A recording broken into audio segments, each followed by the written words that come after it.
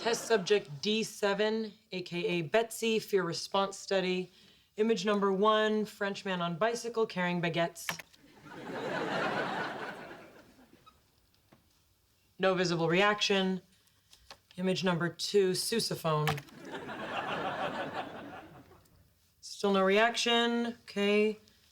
Let's kick things up a notch. Image number 3, crocodile with a mouthful of monkeys. Okay, now we're talking. Dr. Fowler? What do you want, Sheldon? Well, I'm done with work, so... Oh, sorry.